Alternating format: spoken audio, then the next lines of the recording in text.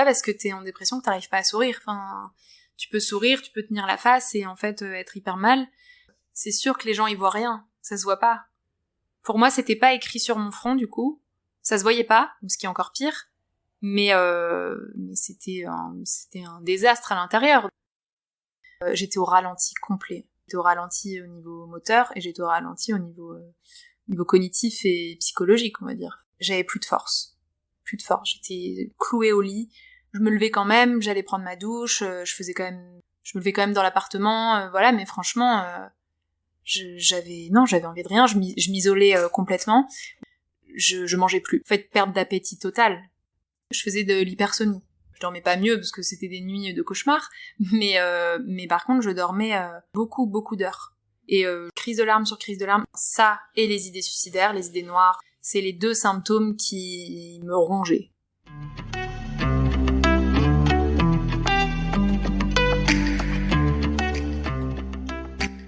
Bonjour et bienvenue sur Ouvrir la boîte, le podcast où on parle santé mentale. Moi c'est Canel, votre hôte, et dans chaque épisode, je donne la parole à une personne concernée par un trouble de santé mentale, une neuroatypie, ou ayant connu une épreuve de vie difficile.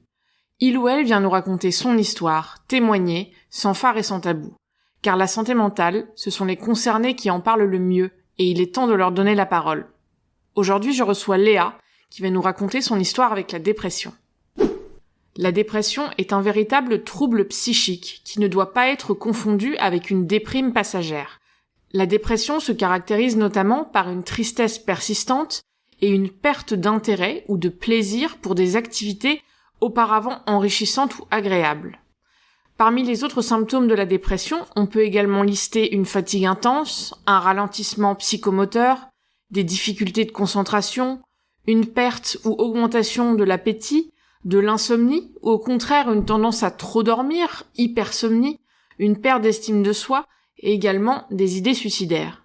Pour que le diagnostic soit posé, plusieurs de ces symptômes doivent être présents toute la journée et presque tous les jours pendant au moins 2 semaines. Ils ne doivent pas apparaître ou disparaître en fonction des circonstances de la vie. Après l'anxiété, la dépression représente le trouble mental le plus fréquent. L'OMS estime que 5% des adultes en souffrent dans le monde. Léa a 30 ans, elle est psychologue, mais ce n'est pas en tant que professionnelle de santé qu'elle intervient aujourd'hui, mais en tant que personne concernée par la dépression. Léa a connu 2 épisodes dépressifs caractérisés, le premier alors qu'elle avait 21 ans et le deuxième à 29 ans. Dans cet épisode du podcast, Léa vient nous raconter son histoire avec la dépression, ses symptômes, et l'impact que ces 2 épisodes dépressifs ont eu sur sa vie. Elle nous parle également de son parcours de soins et de tout ce qu'elle a pu mettre en place pour aller mieux. Attention, dans cet épisode, nous allons parler de dépression, mais aussi d'idées suicidaires. Si vous vous sentez mal ou que ce sujet est particulièrement difficile pour vous, n'hésitez pas à reporter votre écoute à un moment plus opportun.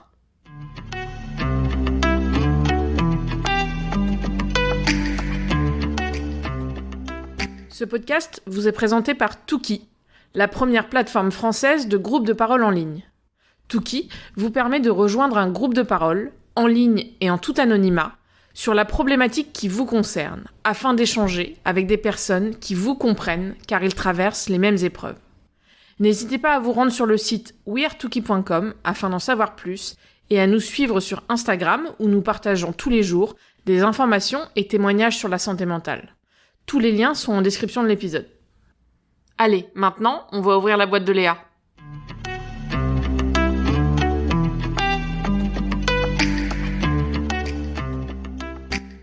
Bonjour Léa, merci beaucoup d'être avec nous aujourd'hui pour apporter ton témoignage sur le sujet de la dépression. Pour commencer, est-ce que tu pourrais te présenter brièvement ? Alors bonjour, donc je m'appelle Léa, j'ai 30 ans et je suis psychologue. Donc je connais la dépression des 2 côtés, on va dire. Merci. Donc, si tu viens témoigner aujourd'hui, c'est effectivement que tu es concernée par la dépression, pas en tant que professionnelle de santé, mais en tant que personne concernée. Est-ce que tu peux nous dire plus sur ton histoire avec la dépression ? Alors en fait, j'ai fait 2 épisodes dépressifs caractérisés, comme on appelle ça d'un point de vue professionnel, on va dire. Donc j'ai fait un épisode dépressif en 2014. Et j'en ai fait un autre en 2022, en 2021-2022, de manière totalement imprévisible. Et entre mes 2 épisodes dépressifs, j'ai même oublié que j'avais fait une dépression. Enfin, je veux dire que c'était réglé pour moi, j'en étais sortie et voilà, je pensais pas en refaire un jour. La première dépression, donc en fait, je venais de commencer ma licence de psychologie. Donc c'était suite à une réorientation, voilà, j'avais fait une licence d'économie et je m'y retrouvais pas du tout et j'ai voulu me tourner vers la psychologie. Et aussi parce qu'en fait, je pense que je ressentais déjà une sorte de mal-être et beaucoup d'anxiété. Déjà, j'étais pas au bon endroit, à mon sens. Et dans la dépression, pour moi, il y a beaucoup de questionnements au niveau de la place qu'on a. Ça, je l'ai compris plus tard. Je me sentais pas en accord avec ce que je faisais, j'ai voulu tout recommencer, et je pense que le fait d'avoir été aussi assez mal à ce moment-là, me mentir à moi-même, tout ça, sans en avoir forcément conscience, ça m'a poussée aussi à faire des études de psycho. Donc moi, je dis toujours qu'on se tourne jamais par hasard vers la psychologie. Comme on dit, les cordonniers sont les plus mal chaussés, donc ça, en tout cas, ça, c'est pas parce qu'on est psy que ça protège de la dépression. Donc ma première dépression, c'était en 2014, j'ai été au milieu de ma première année de licence. Enfin, à ce moment-là, j'y connaissais rien. Clairement, j'y connaissais rien à la dépression. Ça faisait peut-être 1 an que j'étais très très très anxieuse physiquement. En fait, j'avais comme une respiration coupée, mais c'était constant. Comme si mon corps était bloqué et n'arrivait plus à respirer. Tout le temps, en fait. Donc j'étais tendue tout le temps. Donc voilà, en fait c'était surtout ça, mais du coup c'était plus mon corps qui parlait que ma tête, parce que je crois qu'à ce moment-là, enfin j'en suis même sûre maintenant, je refoulais tout en fait. Je refoulais énormément de choses qui devaient sortir à un moment donné, et en fait je suis passée d'un état donc anxieux, où j'étais même dans un état presque d'agoraphobie, donc à l'extérieur, enfin ouais, c'était pas tant agoraphobie, parce que c'était dans les foules, certes, mais c'était aussi juste dans la rue. Même si j'étais seule, j'avais peur de tomber. Et en fait, tout ça, c'est aussi une peur de la mort, c'est une peur de... Voilà. Et en fait, la dépression, elle est arrivée vraiment un soir, dans mon lit, d'un coup, mais vraiment en un claquement de doigts. En fait, c'était au moment où j'allais m'endormir. En fait, j'ai ressenti comme un lâcher-prise énorme, parce que j'avais plus le choix, de relâcher, enfin, c'était à ce moment-là. Et là, j'ai eu envie de mourir. Donc, un truc de relâchement, en me disant, vulgairement, je me laisse crever. Enfin, je me laisse crever dans mon lit, voilà. Et puis, évidemment, le matin, c'était pas passé. Et en fait, à chaque fois, ça a démarré brutalement au niveau des symptômes purement dépressifs. J'ai pas vraiment eu de symptômes anxio-dépressifs en même temps. J'ai l'impression d'avoir eu des phases d'anxiété très importantes, sans avoir envie de mourir, sans avoir de crise de larmes, ce genre de choses. Et ensuite, ça a switché sur un versant dépressif très intense. Et je sais que c'est pas forcément le cas de tout le monde, enfin ça s'exprime de manière différente, mais ouais, c'était assez c'était vraiment du jour au lendemain, enfin même en un claquement de doigts. Et donc je me suis réveillée le matin. Bon, après c'est des souvenirs qui sont flous, juste en fait je sais que pendant 6 mois minimum, 6-7 mois, je faisais que pleurer en fait. Je faisais que pleurer, je pouvais même pas le contrôler, je vivais chez mes parents à l'époque. Je pouvais pas le contrôler, c'était moi, je voulais le cacher, en fait, ce que je ressentais, mais c'était pas possible. Enfin, c'était pas possible, je faisais que pleurer. Donc, crise de larmes sur crise de larmes. Et du coup, je me reconnaissais pas, clairement, j'avais des idées noires, enfin, j'avais envie de mourir. Après, j'avais pas d'idées suicidaires vraiment précises, et j'en ai jamais eu, finalement, de très précises. Mais voilà, j'avais envie de mourir. Donc, et j'avais envie que tout s'arrête d'un coup, et en fait, pour moi, je me posais tout le temps la question de à quoi ça sert de vivre. Et je suis quelqu'un je suis assez dans le contrôle, en fait, à la base. Et du coup, je cherchais partout sur Internet quel est le sens de la vie, pourquoi on vit, pourquoi il faut continuer de vivre, à quoi ça sert finalement, parce que bon, si c'est pour souffrir, à quoi ça sert. Et en fait, j'ai fait une fixette sur ça, sur le fait de juste pourquoi il faut vivre, à quoi bon, parce que de toute façon, on va mourir. Et en fait, ça c'est revenu aussi lors de ma deuxième dépression. Et cette question du sens, finalement, je l'ai jamais, j'ai jamais vraiment trouvé. Enfin, en fait, je l'ai pas. Moi, j'espérais trouver la réponse dans des témoignages, dans ce genre de choses, ou en y réfléchissant. Mais tant que tu souffres, le sens, tu le trouves pas, en fait. C'est une fois que tu vas mieux, tu te rends pas compte vraiment de pourquoi t'as envie de vivre. Juste instinctivement, n'importe quel humain, il y a une pulsion de vie qui est là, et t'as le sens qui revient sans savoir vraiment l'identifier, c'est juste que la souffrance est plus apaisée. Et donc cette première dépression, ouais, ça a duré 6-7 mois de manière intense, où je me suis beaucoup isolée, et en fait je faisais une fixette aussi, j'ai une tendance un peu obsessionnelle sur les bords, je faisais une fixette sur le fait de m'en sortir seule. Enfin, il fallait que je m'en sorte seule, sinon j'étais foutue dans ma vie parce que je serais dépendante. Je pense que c'était un peu comme ça que je le pensais, parce que je voulais absolument m'en sortir seule, donc je regardais sur internet comment m'en sortir seule, et puis à chaque fois les conseils c'est compliqué de s'en sortir seule. Et malgré l'envie de mourir, j'ai quand même toujours essayé de faire des choses, donc faire du sport. Clairement c'était juste horrible, surtout déjà t'as pas de force, t'as juste envie d'être dans ton lit, donc ça clairement oui, tout le monde le conseille, et je pense que c'est un super antidépresseur, mais clairement moi ça n'a jamais été possible d'aller courir plus de 10 minutes dans la rue, puis tu te demandes encore plus pourquoi tu cours, si déjà la vie n'a pas de sens, courir c'est encore moins de sens, quoi. Donc, et puis il faudrait faire ça 3 fois par semaine, 45 minutes, c'est pas possible. Après il y en a qui peuvent réussir, et tant mieux, et en fait je parlais pas, clairement, je disais que ça allait pas parce que je pleurais devant mes parents, donc je pouvais pas le cacher, mais je n'arrivais pas à dire ce qui n'allait pas. Et je crois que je prenais conscience quand même des choses, mais j'avais tellement refoulé que c'était pas encore conscientisé, et je pouvais même pas les verbaliser. Et je voulais même pas aller voir de psy, je voulais m'en sortir seule, quoi. Et tu avais mis le mot dépression sur ce que tu vivais ? En fait, non, parce que, déjà, ouais, dépression, on entend dépression partout, mais on peut facilement dire, je suis en dépression, mais non. Non, il y a dépression et dépression. En fait, je savais pas trop, juste, je mettais un peu mes symptômes.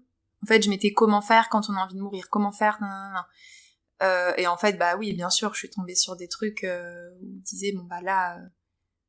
allez aux urgences si jamais vous avez envie de passer à l'acte, vous souffrez de dépression sévère, je faisais des tests. Donc le terme dépression, je l'ai assez vite mis quand même, parce qu'après en plus j'étais en psycho, donc je veux dire je le voyais un peu en cours, je pense, à cette époque. T'avais quel âge lors de ce premier épisode ? J'avais 21 ans. Et t'as mentionné que tu pleurais beaucoup, que t'avais des idées noires. Est-ce que t'avais d'autres symptômes ? Comment se passait un peu une journée typique dans ta vie à l'époque ? Alors, du coup, lors de cette première dépression ? Ouais. Crise de larmes sur crise de larmes, ça c'était... Et la deuxième aussi, c'était pareil, c'est le symptôme... ça et les idées suicidaires, les idées noires, tout ça, c'est les 2 symptômes qui me rongeaient. C'était vraiment... surtout les idées noires, en fait, j'arrivais pas à les dégager, on va dire. Sinon, la première, j'avais plus de force. J'étais clouée au lit, je me levais quand même, j'allais prendre ma douche, je me levais quand même dans l'appartement, mais franchement, j'avais envie de rien, je m'isolais complètement. Oui, et ça m'a fait ça aussi, surtout la première dépression, je mangeais plus, clairement, je mangeais, mais pas, en fait, perte d'appétit totale. Et étrangement, paradoxalement, alors ça dépend des gens, encore une fois, je dormais beaucoup mieux, je faisais de l'hypersonie. Donc, je dormais mieux. Je dormais pas mieux parce que c'était des nuits de cauchemar, mais par contre, je dormais sûrement plus profondément et beaucoup, beaucoup d'heures. Alors que mes phases d'anxiété, normalement, j'ai toujours fait des insomnies. Jusqu'à 2h du matin, j'ai toujours fait des insomnies. Et en fait, quand j'ai fait mes dépressions, hypersomnie, du coup. Donc juste, je pense, le corps et le cerveau complètement épuisés. Mais il y en a pour qui c'est l'inverse. Il y en a pour qui ils ont toujours bien dormi, et une dépression déclenche des insomnies. C'est tellement différent d'une personne à l'autre. Et est-ce que tu avais eu des symptômes physiques, peut-être ? En fait, l'anxiété s'était calmée. Donc après, c'était vraiment le sentiment d'être vide. D'être vide, mais même corporellement, en fait. J'étais au ralenti complet. J'avais pas vraiment de force, quoi, donc j'étais au ralenti au niveau moteur, et j'étais au ralenti au niveau cognitif et psychologique, on va dire. Après, j'ai pas eu de douleur, ou j'ai pas eu de crispation, de choses... Non, ça j'ai pas eu. Les symptômes physiques en fait étaient pires avec l'anxiété, qui était paralysante. Enfin, sauf que quand j'ai fait mes dépressions, même si mes phases d'anxiété étaient juste horribles, je priais pour que ça redevienne de l'anxiété et plus de la dépression. Parce que je me disais, au moins, même si c'était horrible, j'avais pas envie de mourir. Enfin, c'était ça le plus important. Et est-ce que c'était la même chose pendant tes 2 épisodes ou tu as noté vraiment des choses différentes de l'un à l'autre? Il y a quelque chose qui a été pareil dans le sens où c'est donc les signes avant-coureurs, un petit peu. C'est pareil, il y a eu une phase d'anxiété très importante, de fatigue, beaucoup de fatigue. Ce qui était aussi le cas lors de la première. Un isolement un peu progressif. Et en fait, ça c'est arrivé, bon, sans prévenir, encore une fois. Et pareil, un claquement de doigts. Donc là, j'étais en voyage à ce moment-là. J'étais partie 2 semaines seule. Je sais pas pourquoi, pour me prouver quoi à moi-même, je sais rien. Mais dans mon esprit, j'étais partie en voyage en me disant... Enfin, je sais pas, j'avais... de plus en plus, je me disais, j'ai besoin de personne sur cette terre. Y a rien qui me stimule, donc en fait, j'ai encore plus kiffé mes voyages en partant seule. Parce que y a plus rien qui m'intéresse, les gens m'intéressent pas. Enfin, donc en fait, la dépression, pour moi, elle s'était déjà mise en place. Mais j'avais pas encore envie de mourir, on va dire. Enfin, c'était supportable, entre guillemets. Après, ça faisait plusieurs mois que je faisais beaucoup de cauchemars, de choses qui devaient sortir, qui devaient finir par sortir, quoi, on va dire. Et donc, ça s'est vraiment déclenché de la même manière, dans le sens où ça... En un claquement de doigts, j'étais assise sur un lit dans un Airbnb, en Italie.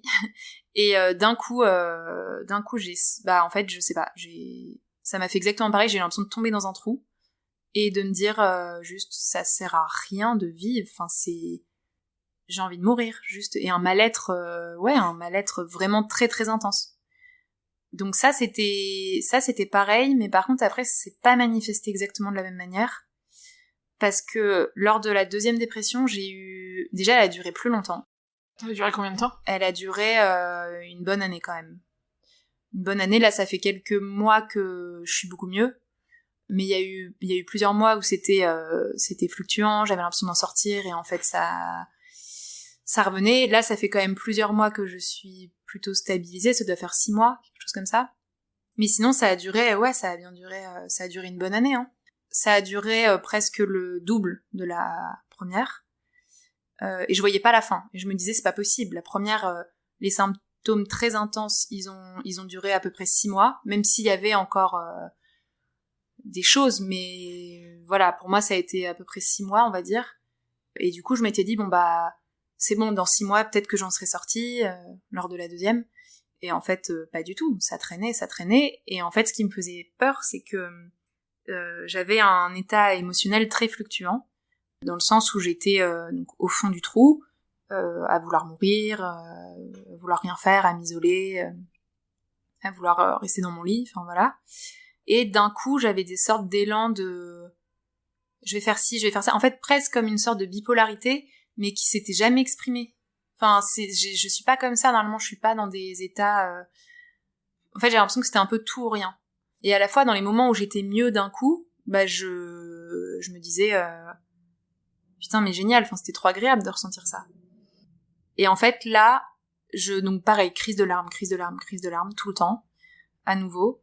Et là, par contre, cette fois-ci, j'arrivais plus à me cacher.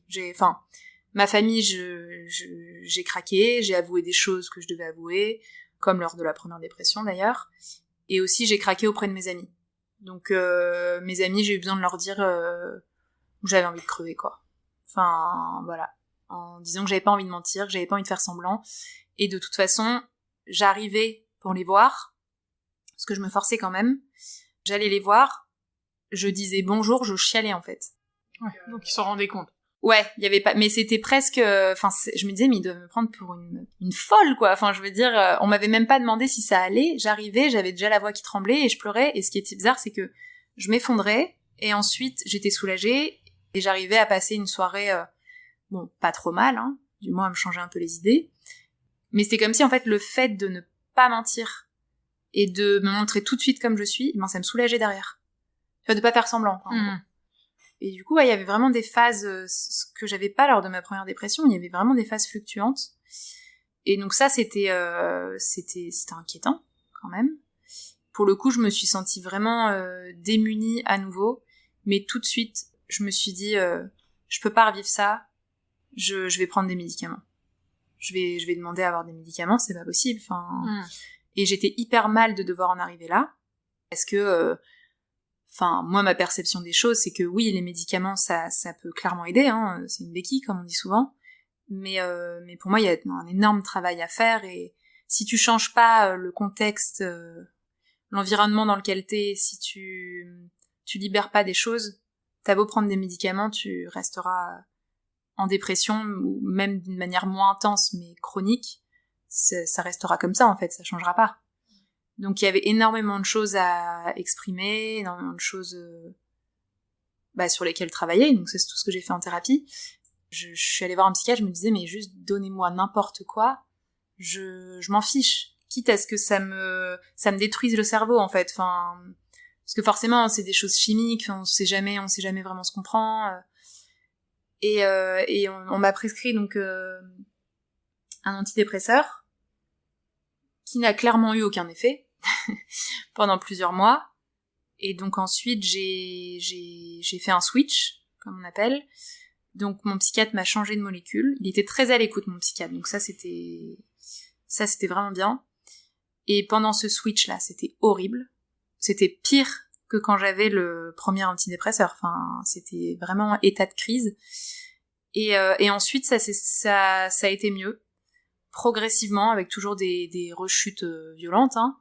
Je pense que la molécule était plus adaptée et était mieux, mais je sais aussi que c'est un moment où j'avançais beaucoup dans mon travail thérapeutique, beaucoup en analyse, j'avançais énormément, donc c'est un peu difficile de savoir si c'est les médicaments, c'est un tout, en fait, c'est une prise en charge globale, hein, parce que en vrai, en fait, je pense que j'ai tout fait, mais vraiment tout. J'aurais pas pu faire plus pour arriver à m'en sortir. Je sais à quel point c'est dur de faire des choses, mais dans le sens où je pouvais pas faire plus, mais c'était en fait, c'était presque facile, parce que je relâchais. Ce que je faisais, c'était m'ouvrir aux autres et arrêter de faire semblant et juste craquer complètement. Mais en fait, c'est ça qui m'a sauvée, clairement. C'était le fait de plus faire semblant qui m'a sauvée. Et t'as mentionné plusieurs fois que finalement c'est aussi par la parole, donc justement avec ton entourage, que tu libérais. T'avais des choses que tu cachais, que tu portais, tu as mentionné des cauchemars. Alors du coup, la première dépression, il y avait forcément des trucs de l'enfance, ce genre de choses, mais la première dépression, en fait, j'ai pris conscience de mon homosexualité. En fait, c'est ça qui devait sortir, clairement. J'étais en couple avec un garçon depuis 2 ans. Le truc un peu cliché, le mec qui correspond aux attentes de mes parents, qui est super avec moi, le même schéma parental que mes parents, voilà. Tout pour faire plaisir aux autres, on va dire. Et clairement, je me mentais complètement à moi-même. Je n'avais pas de désir, je n'étais pas attirée, Et du coup, j'ai fini par le quitter, j'en pouvais plus. Mais c'était très difficile de renoncer à ce schéma de vie un peu parfait, j'avais tout prévu, voilà. Et en fait, quand je l'ai quitté, c'est le soir même que j'ai eu ce déclencheur de dépression, de je veux mourir. Donc c'est bizarre parce que je l'ai quitté, mais j'étais pas triste de le quitter, en fait, je l'aimais pas, je pouvais plus le supporter, je pouvais même plus dormir avec lui, c'était horrible. Mais c'est là que du coup il y a eu ce déclencheur, et en fait parce que je pense que je me suis dit juste je peux plus me mentir à moi-même, j'aime les filles et je fais comment, parce que c'était juste mes parents sont en fait ils sont ouverts d'esprit, y a pas de souci, ils sont très tolérants, mais jamais ils auraient pensé ça, en fait. Ça se voit pas forcément, donc voilà. Et en fait, je l'ai pas dit. Je l'ai caché pendant encore des années. Je l'ai dit à mes amis, mais 1 an après ma dépression. Et en fait, je me suis sentie mieux à partir du moment où je me suis dit, je vais essayer de rencontrer des filles, je sais pas, je vais voir ce que je ressens, parce que c'est bizarre quand même, voilà. Et à partir du moment où je me suis écoutée dans ce sens-là, ça allait de mieux en mieux. Sauf que j'avais toujours un énorme secret, t'es pas toi-même quand t'as ça. Et donc même j'avais une relation avec une fille et je le cachais, donc je le cachais à tout le monde. Pour moi c'était vraiment la honte de dire ça, de faire un coming out, comme on dit. J'ai fini par le dire à mes meilleurs amis, qui étaient choqués, clairement, parce qu'ils s'y attendaient pas du tout. Mais voilà, enfin, juste, ils se sont fait à l'idée, et puis il n'y a pas eu du tout de problème avec ça. Mais c'était impossible de le dire à mes parents. En fait, j'ai même pas cherché j'étais bloquée. Donc, et comme j'allais mieux, vu que j'écoutais mes désirs, on va dire, et j'en parlais à mes amis, du coup, pendant des années, je l'ai pas dit. En fait, je l'ai dit il y a que 3 ans. Donc ouais, pendant peut-être 6 ans, 7 ans, j'ai rien dit à mes parents. Et bon, j'ai fini par le dire, après une rupture où j'étais mal, donc en fait, j'en ai eu marre. Voilà, j'ai dit les choses. Mais ça, c'était pas du tout en lien avec la dépression, le fait de le dire. C'était à un moment donné juste où j'avais besoin de le dire. Mais j'étais pas en dépression. J'étais en rupture, j'étais très triste, mais j'étais pas en dépression, quoi. Du coup, voilà. Et la deuxième dépression, donc ça, c'était les cauchemars, surtout. Ça faisait plusieurs mois que je rêvais d'un trauma, quoi, en gros. De la personne en question, avec qui j'avais vécu ce trauma. Et en fait, je voyais cette personne un peu partout, c'était bizarre. Enfin, je sais pas, j'avais l'impression qu'il y avait son odeur, qu'il y avait des choses qui me revenaient, une odeur, il y avait un corps, enfin bon voilà, il y avait des choses qui me revenaient. Et j'ai toujours su qu'il y avait ça, mais pour moi c'était, je sais pas, je me disais voilà, oui, il y a eu ça, mais c'est normal. Enfin, j'avais complètement, je sais pas, ça ne m'atteignait pas. En tout cas, c'était pas. J'étais complètement à distance de ça. Pour moi, il s'était passé ça, c'était très clair ce qui s'était passé, mais c'était pas. J'avais pas l'impression d'en souffrir. Et donc là, je faisais énormément de cauchemars là-dessus. J'avais l'impression de voir la personne dans le métro. Enfin, c'était pas des hallucinations, mais je veux dire, c'était... En fait, des personnes dans le métro me faisaient penser à cette personne. Alors que rien à voir. Enfin, c'est un biais cognitif, ça, c'est juste... Bon, voilà. Et puis, pour autant, j'en ai pas parlé. Et puis, alors, encore plus impensable de le dire à ma famille. Parce qu'en plus, c'était quelqu'un de la famille, donc... impensable. Et donc pareil, élément déclencheur, j'ai quitté. Donc en fait, il y a vraiment des éléments déclencheurs similaires. J'ai quitté la fille avec qui j'étais depuis longtemps. Et c'était en fait une fille avec qui, que j'avais présentée à mes parents, qui correspondait totalement aussi aux attentes. Bon, c'était une fille, mais encore une fois, c'était un schéma où elle répondait aux attentes et moi, j'avais pas ces sentiments amoureux. J'essayais, mais ça marche pas comme ça. Donc c'était plus possible et je m'étais forcée et voilà. Et donc quand je me suis rendu compte que j'allais la quitter, que c'était vraiment fini, que je ne pouvais plus, et finalement c'est là que en voyage, que j'ai sombré. Donc il y a eu ça, et en fait quelques jours avant, donc pendant ce voyage, genre 3 jours avant, je ressentais un truc corporellement que j'avais jamais ressenti, mais je saurais même pas comment décrire ça. C'était, limite comme s'il y avait quelqu'un en moi. C'était bizarre, mais physiquement. Comme si dans mon ventre, il y avait, je sais pas, un alien, je sais pas, un truc un peu bizarre. Et puis en plus, très difficile d'en parler, parce que juste ça me faisait flipper, en fait. Et je pensais tout le temps à la personne donc en lien avec ce trauma. Tout le temps. Et en fait, quand je suis rentrée de voyage, je rentrais chez mes parents à ce moment-là, avant de récupérer mon appartement, et j'ai essayé de le cacher pendant 2 jours. Et en fait, il y a tout qui a pété. J'ai complètement craqué. Ma mère m'a dit, mais il y a un truc qu'on sait pas, il y a quelque chose... Et j'ai dit que oui, mais que c'était pas possible de le dire. Donc ils ont émis des hypothèses qui n'avaient rien à voir. Du coup, voilà, et j'ai fini par le dire, et ça m'a énormément soulagée sur l'instant. Sauf qu'ensuite, forcément, ce que je craignais un peu, c'est que mes parents n'ont pas vraiment pu se retenir, et du coup ils ont essayé de le faire savoir qu'ils étaient au courant, et voilà, alors que moi c'était pas quelque chose, et ils m'ont poussé à porter plainte, et voilà, et en fait j'étais pas prête du tout, donc je l'ai pas fait, et je l'ai fait plus tard au moment où j'étais prête.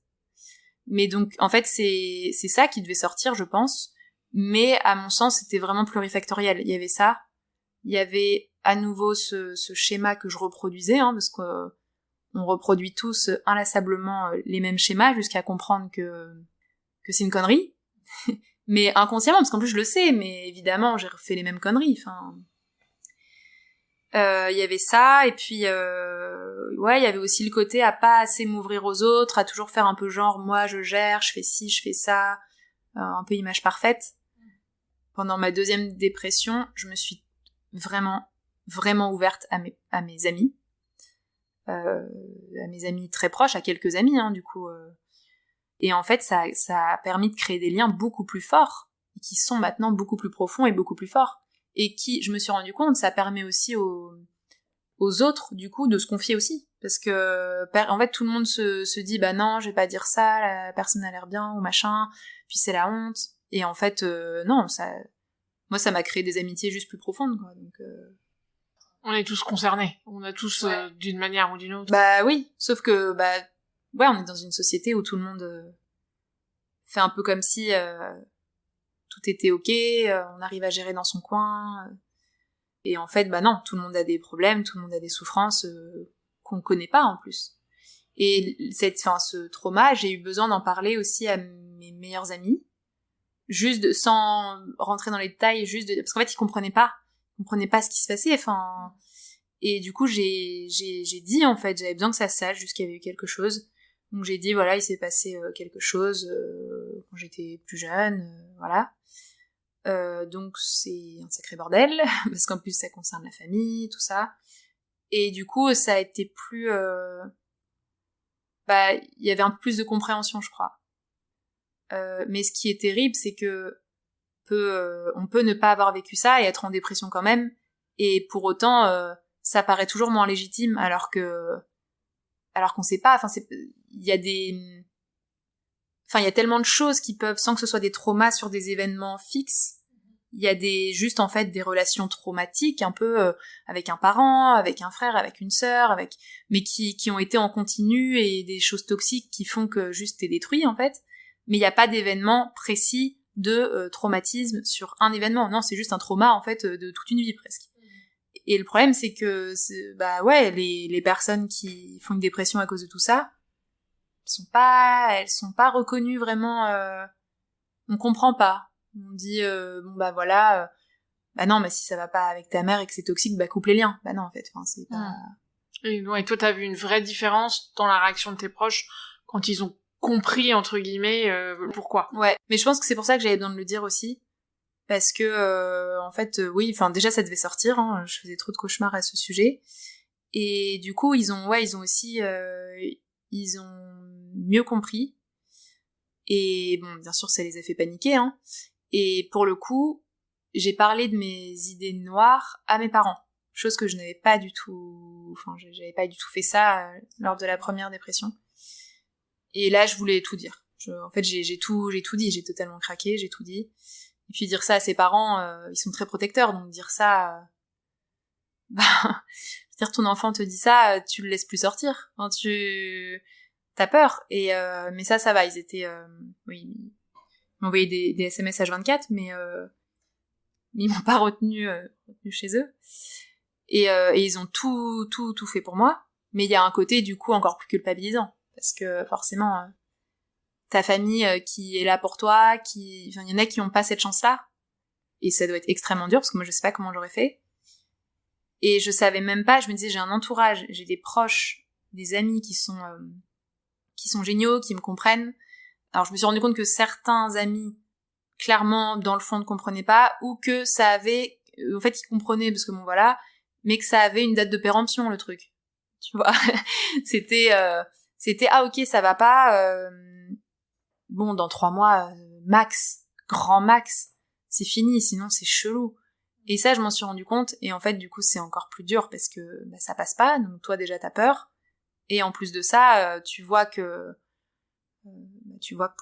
pour certaines personnes, c'est pas tolérable, et en plus, c'était des personnes à qui je me confiais pas énormément, donc finalement. Oui, tu leur faisais pas porter, mais... Non. En fait, ils m'avaient vu pleurer à quelques reprises, mais je me confiais pas du tout sur ce que je ressentais profondément. C'était à d'autres amis à qui je me confiais, à 3 amis en particulier, et eux, ils ont... je sais pas, j'aurais pu être en dépression pendant 5 ans, je pense qu'ils seraient encore là, quoi.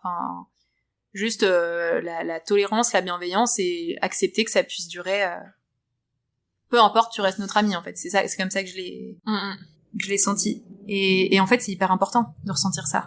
Si tu sens que t'as une date limite, une deadline pour être guéri, puis bon, guéri, c'est un grand mot, mais... Ouais. Et tu mentionnais la culpabilité. Est-ce que t'as beaucoup culpabilisé pendant la première, la deuxième, peut-être différemment, mais...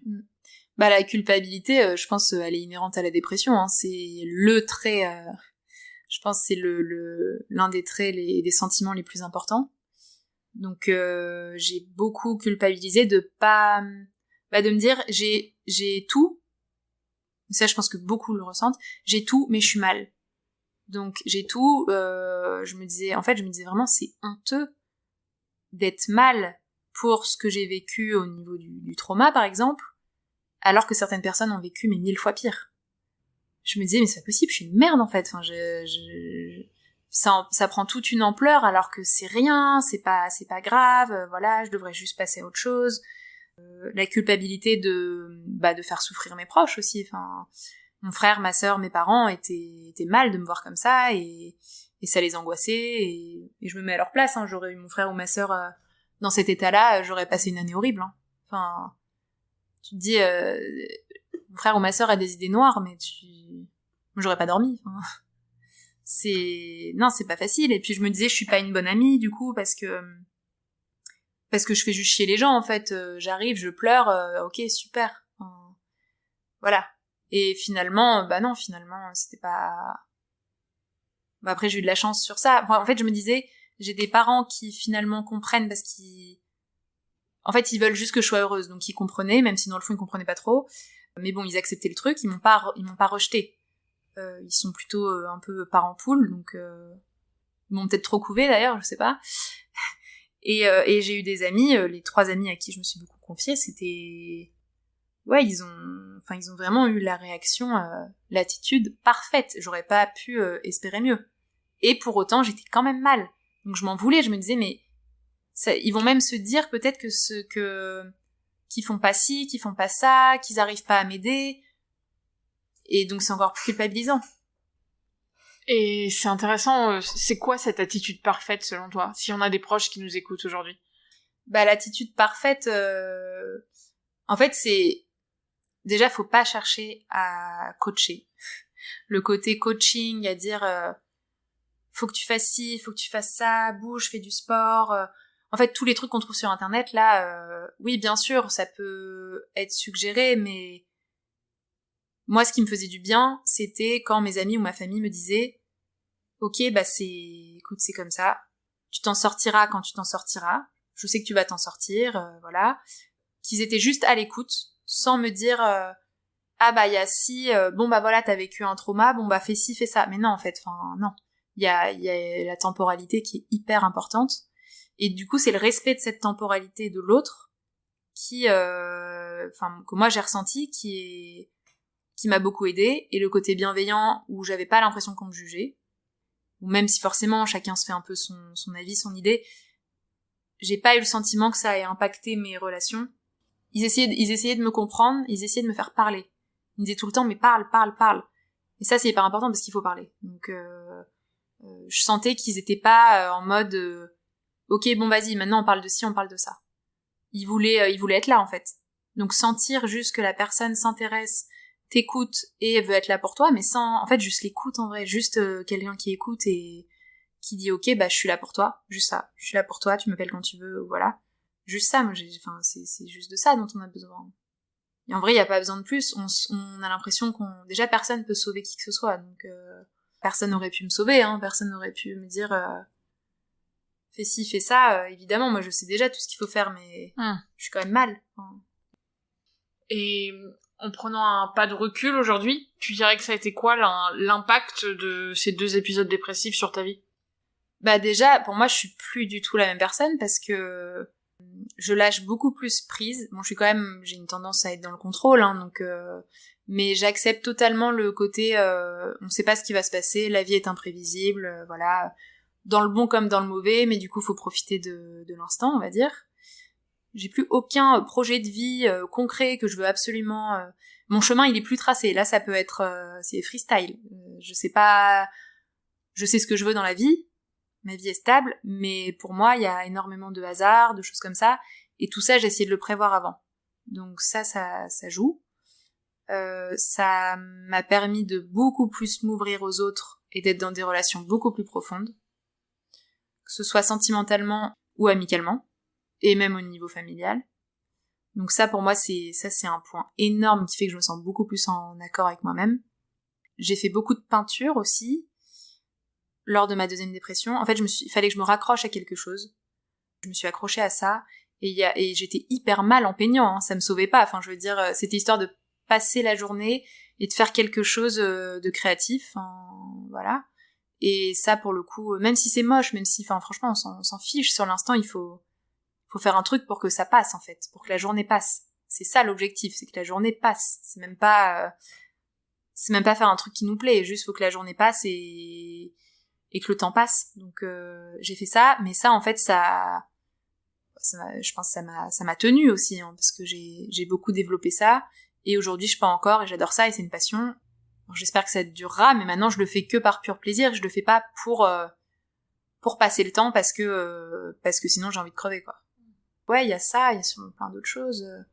C'est intéressant, tu mentionnes fait passer la journée. Pendant ta première dépression, t'étais en études. La deuxième, je suppose que tu travaillais. Ça a eu quel impact sur ta vie pro? Ouais, en effet, il y a eu un énorme impact au niveau professionnel. J'étais en télétravail. Psy en télétravail, du coup, en visio.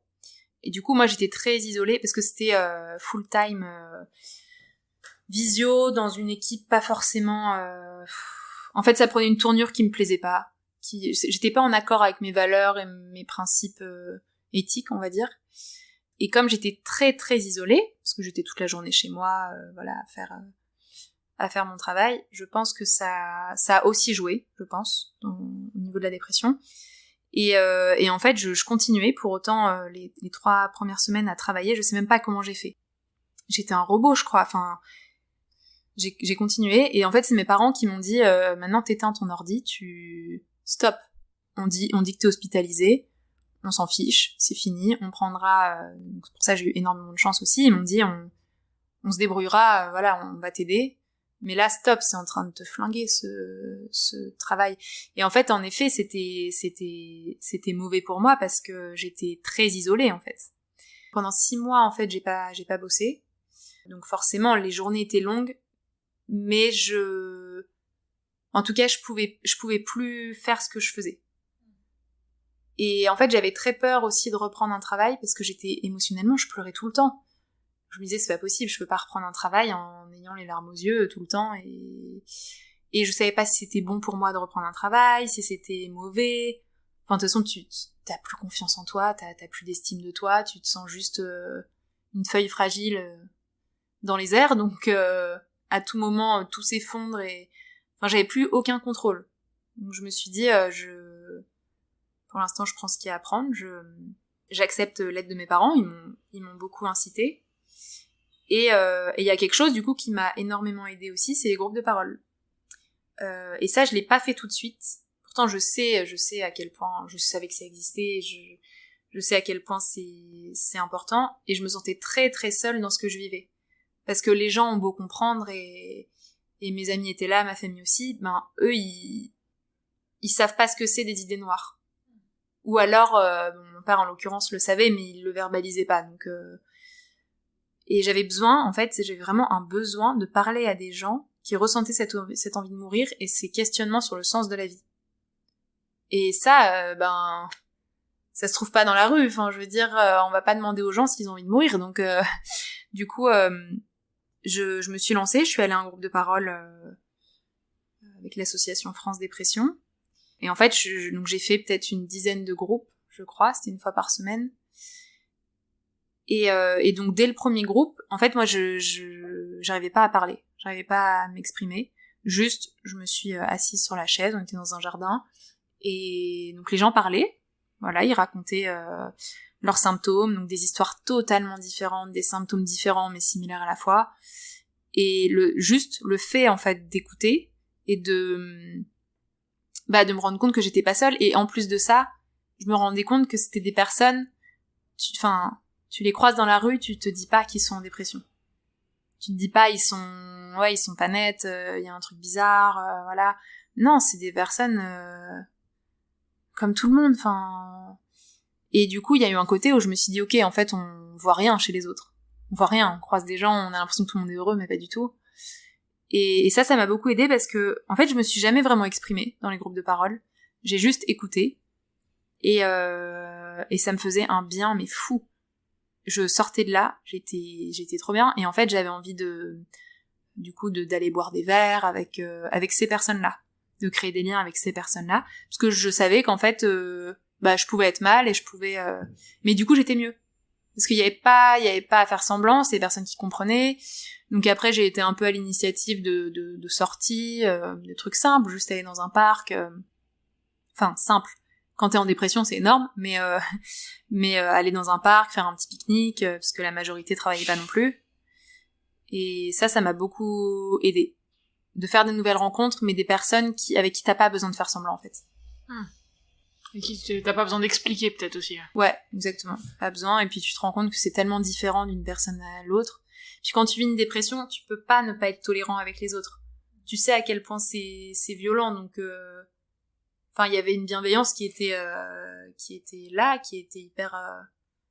très puissante et qui a été très importante, et tout le monde le vivait de cette manière aussi. Enfin, c'était... Franchement...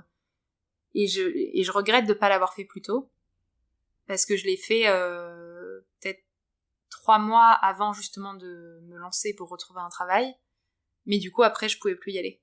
Je voulais continuer d'y aller, mais les horaires c'était pas possible par rapport au travail, et je pense que ça m'aurait fait du bien déjà avant, mais ouais. Et tu dis que quand tu les as vus, tu dis finalement c'est des personnes qui avaient l'air normales. Est-ce que toi tu te sentais anormal? T'avais l'impression que c'était écrit sur ton front, ou au contraire non? En fait je me disais c'est sûr que les gens ils voient rien, ça se voit pas. Puis c'est pas parce que t'es en dépression que t'arrives pas à sourire. Enfin, tu peux sourire, tu peux tenir la face et en fait être hyper mal. Donc c'était plus pour moi c'était pas écrit sur mon front du coup, ça se voyait pas, ce qui est encore pire. Mais c'était un désastre à l'intérieur, donc c'est comme s'il y avait vraiment une face cachée et qu'on peut pas montrer parce que sinon ça fait chier tout le monde, et voilà. Donc oui, je me sentais anormale, mais je savais que ça se voyait pas. Bon, sauf quand j'étais en crise de larmes H24, mais sinon j'arrivais à le cacher, hein, aux inconnus, ça se voyait pas. Mais tu te sens profondément anormal, oui c'est sûr. Et nul. Et juste, tu te dis pourquoi je suis pas comme les autres. Enfin... Et au début du podcast, t'as fait une phrase intéressante où tu dis que finalement la dépression c'était aussi le questionnement de la place qu'on a. Est-ce que tu peux nous en dire un peu plus? Ouais, en fait j'avais l'impression que j'avais aucune place. Mais aucune place dans la... En fait, moi déjà je me suis toujours sentie énormément en décalage avec les autres. Ça depuis toujours. Pour moi je suis chelou en fait, et perchée, et du coup je suis pas normale parce que j'ai besoin d'énormément de moments de solitude, je suis très sensible, je suis tout ce qui est un peu bizarre aux yeux de beaucoup de personnes, on va dire. Et du coup déjà c'est le fait de pas trop savoir quitter, parce que j'avais beaucoup fait semblant d'être une personne très extravertie, très normale, très machin, alors qu'en fait oui, j'ai une partie de moi qui est extravertie mais introvertie à la fois, et que je montrais pas, et une sensibilité que je montrais pas du tout, enfin... Donc déjà c'était je sais pas qui je suis, et en plus je sais pas où est ma place, parce que je n'appartiens à aucune catégorie entre guillemets de personnes, parce que ça me stimule pas, ça non plus, j'ai besoin de ma solitude, j'ai besoin d'être dans ma bulle, j'ai besoin de... j'arrive pas non plus à construire des choses parce que j'ai trop besoin d'être seule, enfin plein de choses comme ça qui faisaient que je prenais conscience que j'étais pas à ma place. J'essayais d'être à la place des autres en fait, mais ça me convenait pas, donc où était ma place? Et en vrai, je sais toujours pas où elle est concrètement, enfin il y a pas de... Je sais juste que je suis au bon endroit parce que je suis en accord avec ce que je ressens. Et je me mens plus du tout à moi-même. Et en fait, je vis beaucoup mieux les choses. On croit que ça va être pire, mais c'est beaucoup mieux. Ouais, t'as enlevé le masque et finalement, c'est plus facile au quotidien. Ouais, donc, mais par contre, je sais que je me sens toujours, voire même encore plus en décalage avec les autres, hein. Mais c'est juste que le décalage, du coup, je le prends mieux. Je suis plus en mode, c'est tout, c'est comme ça. Je suis un peu chelou. C'est pas grave. Enfin, c'est comme ça, je peux pas changer, de toute façon. Donc, Et puis, du coup, ça me permet de, finalement, comme je fais plus semblant, je rencontre aussi des personnes un peu comme moi. Parce qu'en fait, quand tu fais semblant, ça matche pas avec les personnes qui sont... ça matche pas. Tu peux pas... Les personnes vont pas voir ce que t'es aussi. Et en fait, ouais, ça me permet de rencontrer quelques personnes qui ressentent aussi ce sentiment de décalage au niveau de la stimulation au quotidien, tous ces questionnements existentiels et philosophiques dont j'ai besoin. Moi, j'ai besoin de parler de ça, j'ai besoin de tout ça. Donc finalement, ça a été l'impact positif de tout ça, c'est que ça t'a permis de finalement être en accord avec toi-même. En vrai, sur l'instant, c'était juste horrible, j'aurais donné n'importe quoi pour être mieux, pour juste ne plus avoir envie de mourir. Mais vu, là, tout ce dont j'ai pris conscience, et comment je vois la vie maintenant, et comment j'accepte le côté incertitude, et le côté, vas-y, fuck, je suis comme je suis, et c'est tout, rien à battre, en fait, ça vaut le coup. Ça vaut le coup. Ça valait la peine, on va dire. C'était horrible. Et puis, en fait, j'ai aussi accepté l'idée que, pour moi, on peut pas guérir totalement. Bien sûr, on peut en sortir, mais on reste vulnérable. Une personne qui n'a jamais fait de dépression comme une personne qui en a déjà faite. Mais plus il y a des changements qui se mettent en place, plus il y a des prises de conscience, des choses qui sont exprimées, moins t'as de chances de faire de dépression, d'en refaire. Mais ouais, j'ai accepté l'idée que demain matin, je peux me réveiller et avoir des idées noires toute la journée, et le surlendemain, ça ira mieux. Ou alors retomber en dépression. Et voilà, enfin, le côté un peu de... on sait jamais, en fait. On sait jamais, et faut essayer de composer avec, en se disant que ça va passer à un moment donné. Du moins, ça sera moins intense à un moment donné. Et je pense que maintenant aussi, tu t'écoutes peut-être plus quand tu vois des signes annonciateurs, des choses comme ça. Tu te connais mieux. Ouais, complètement. Mais alors, c'est marrant, parce qu'en plus, j'ai vu un peu des signes annonciateurs plus d'épuisement un peu psychologique il y a pas très longtemps. Et en fait, c'est des choses... Et c'est à nouveau, je me suis dit, putain, mais en fait, je suis en train de reproduire un schéma, là, alors que je m'étais promis durant toute cette année de dépression, de prise de conscience, tout ça, que plus jamais je ferais ci, que plus jamais je ferais ça. Et en fait, quand tu vas mieux, automatiquement, tu retournes vers des schémas, et il faut vraiment être très vigilant là-dessus, parce que sinon, on y retourne automatiquement. Ok, merci. Bon, je pense qu'on a fait un peu le tour sur tout l'impact sur ta vie. Je voudrais juste revenir brièvement sur ton parcours de soins. Donc, tu nous as dit qu'aujourd'hui, t'allais mieux.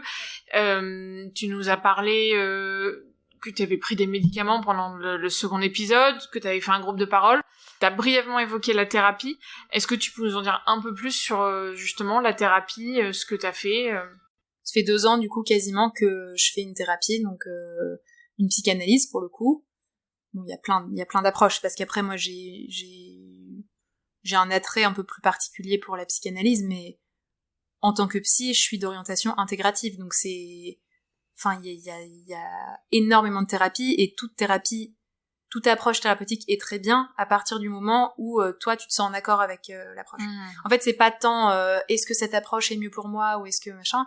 C'est juste, si ça passe bien avec ton psy et que tu sens que t'es en accord et que ça te fait du bien, c'est bon, en fait, Mais donc moi, c'est plus une psychanalyse, donc c'est un travail vraiment de fond, qui remue beaucoup de choses, mais je me sens en confiance totale avec ma psy, je peux lui dire n'importe quoi, voilà, je suis totalement à l'aise, et ça, c'est hyper important. C'est le truc le plus important, en fait. Donc il y a ça, donc je fais 1 fois par semaine, et encore au début, je faisais 2 fois par semaine dans les périodes de crise.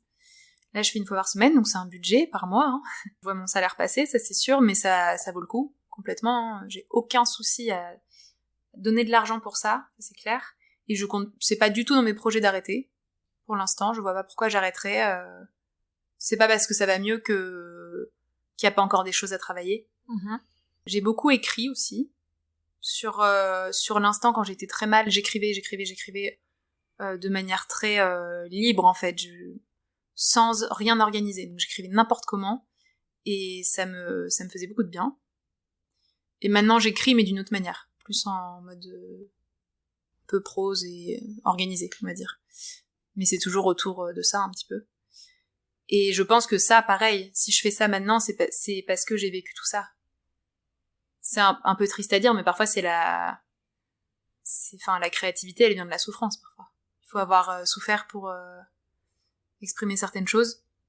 Donc ouais, la thérapie, oui, ça m'a énormément aidée. Les groupes de parole, et il y a la peinture qui a été... clairement je pense quand tu t'accroches à une sorte de passion ou quelque chose qui t'occupe et où tu peux un peu créer, ben moi ça m'a vraiment aidé. Et les médicaments, là je les ai encore. Hein. Et je sais pas quand est-ce que là j'ai toujours la dose en fait maximale entre guillemets, enfin là où on s'était arrêté, où ça commençait à aller mieux. Mm-hmm. Le but c'est d'arrêter à un moment donné très progressivement, mais mon psychiatre est très prudent et ça c'est hyper important, ne jamais arrêter les médicaments du jour au lendemain. Enfin c'est juste pas possible, ne jamais faire ça. Et j'ai été tellement mal que je me dis ok, j'aimerais bien arrêter, évidemment, mais je préfère y aller tranquille, quitte à en prendre, je sais pas, encore pendant 2 ans, j'en sais rien en fait de ce qui est... Oui, t'as peur de l'arrêt, un petit peu finalement. Bah, je pense là c'est trop tôt pour... il y a pas eu assez... Déjà, bon, quand ça va mieux, après il faut au moins 6 mois avec le même traitement pour stabiliser les choses. Mm-hmm. Et si pendant 6 mois ça va bien en ayant conservé le traitement, là tu peux éventuellement baisser un petit peu mais en étant très très prudent. Et encore 6 mois c'est le minimum. Donc, et là oui ça fera peut-être 6 mois dans 2 mois, je sais pas. Non, ça fait peut-être déjà 6 mois, je sais pas. Mais bon, faut pas être pressé à ce sujet-là, hein, parce que je pense que dans ce type de moment-là, il faut pas... Pourtant, moi, à la base, je suis anti-médoc, hein, mais je pense qu'il faut pas s'en priver, en fait. Sans être dans l'abus, bien sûr, mais si t'en prends pas là, dans ces moments-là, quand t'es en dépression, je sais pas quand t'en prends dans ta vie, en fait. Ça peut aider comme n'importe quoi, donc... Tant que tu te prends en charge, et ça peut être tentant de se dire, je prends des médicaments, je change rien à ma vie, je fais pas de travail sur moi, c'est les médicaments qui doivent me sauver, mais sinon il y aurait personne en dépression. Il y a, je sais plus combien de pourcentage en France de personnes qui sont sous médoc, sous antidépresseurs, sous anxiolytiques, et pour autant ils sont toujours très mal, hein. Donc ça aide, mais c'est pas ça qui sauve. C'est pas ça qui règle. Le contexte est hyper important. Ok, très intéressant. Bon, je pense qu'on va clôturer ce podcast avec 2 dernières questions que j'aime bien poser à tous mes invités. Déjà, pourquoi est-ce que tu as accepté de témoigner aujourd'hui et d'en parler publiquement, même si anonymement, mais publiquement? Bon, j'allais sur YouTube, j'essayais de voir, en fait, je crois que j'ai dû voir tous les reportages et tous les témoignages de YouTube à ce sujet. En fait, ça m'occupait clairement, qu'il y ait des témoignages. Donc je me dis, si moi je peux en faire un et que ça peut éventuellement aider des personnes, ou du moins rassurer et garder un peu espoir, bah voilà, c'est l'essentiel en fait. Et en dernière question, est-ce que tu as un conseil à donner aux personnes concernées par la dépression?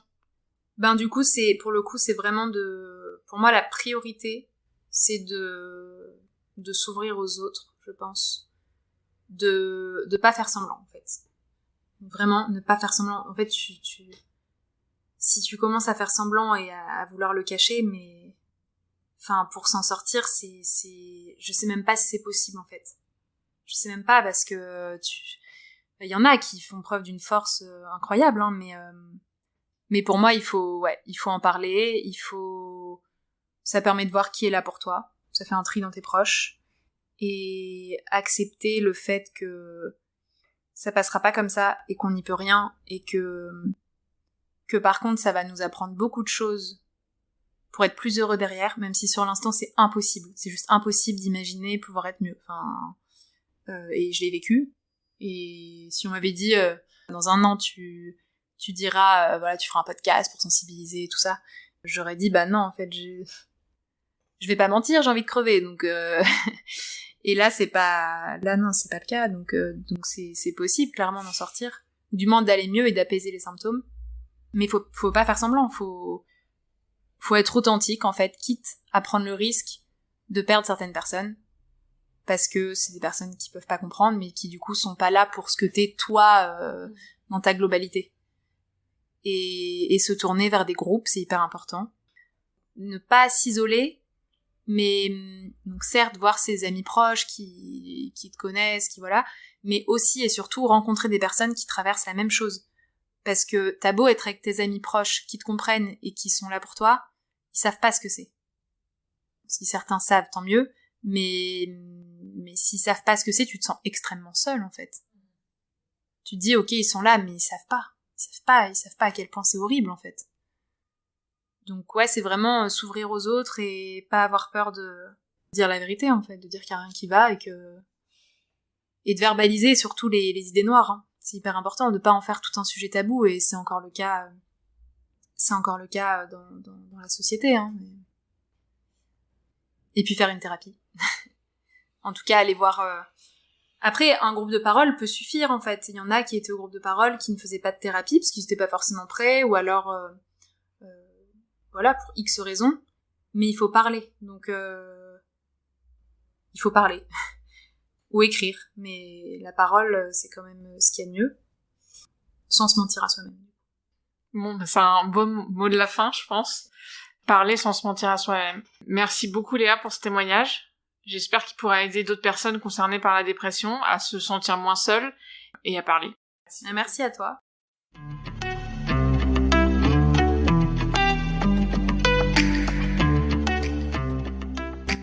C'est la fin de cet épisode d'Ouvrir la boîte. Merci beaucoup d'être resté jusqu'au bout.